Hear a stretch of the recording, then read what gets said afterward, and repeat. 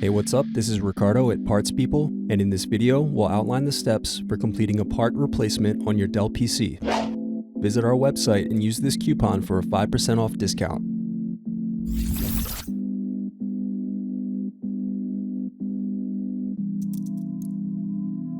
Unscrew and remove bottom base.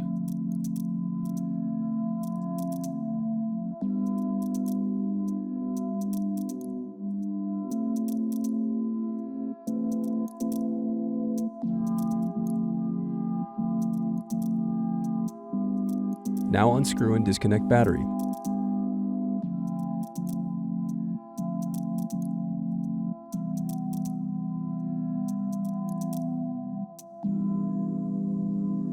Disconnect wireless card.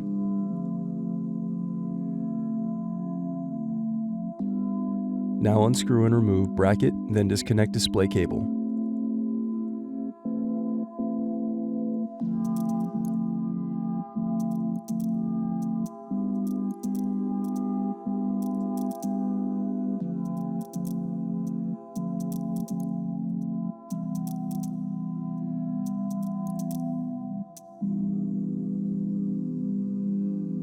Now unscrew and remove display assembly.